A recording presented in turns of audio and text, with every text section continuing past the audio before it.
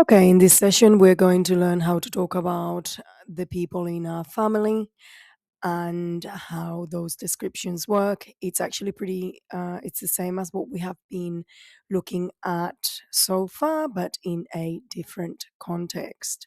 So let's go with our marker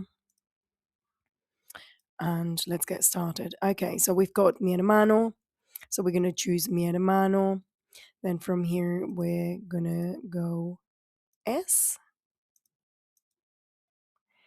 Mi hermano es muy simpático y I could choose in here to say something else if I want and then go y tiene el pelo rubio. Okay, so that would be your full go.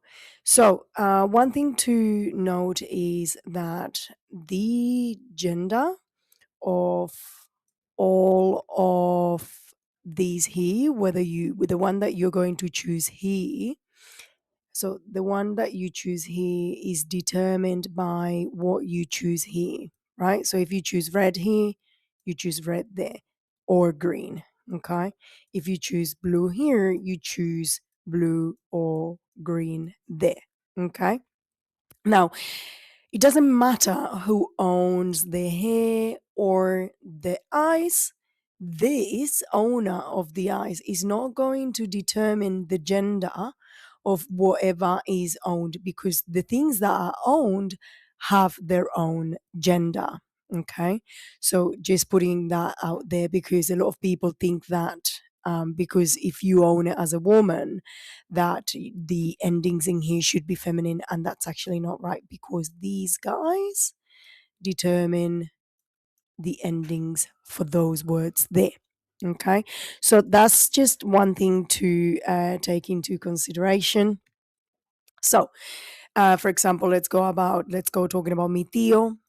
Okay, let's have a look at another example, and I encourage you to stop the recording and um, translate. Mi tío no es demasiado inteligente, uncle, y no tiene los ojos negros.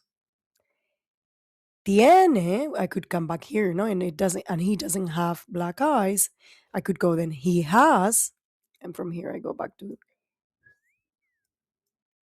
tiene los ojos marrones. Okay, you could do that too. Let's have a look at another example.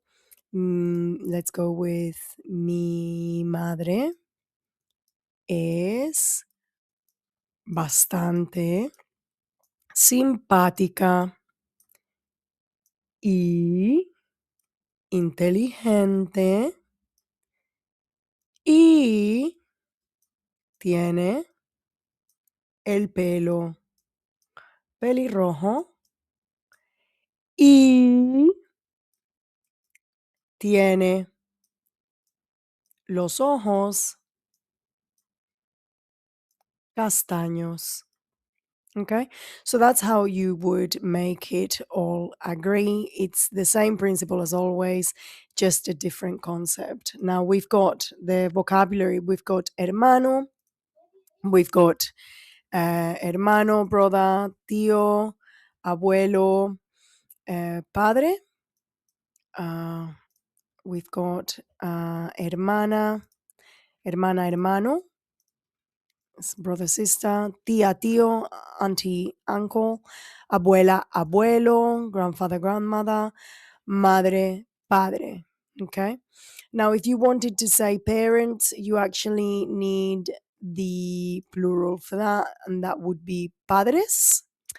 As always, it is the masculine form that's turned into the plural. That's a very common practice in Spanish, always the masculine gender prevails. And That's it pretty much on how you talk about or how you describe people in your family. One thing that I will tell you though, that spelling wise, before an other I, you would actually swap the Y with an E to avoid a double E intelligente. You would say e intelligente, but for the purpose of this sentence builder, this is right, but just so that you know.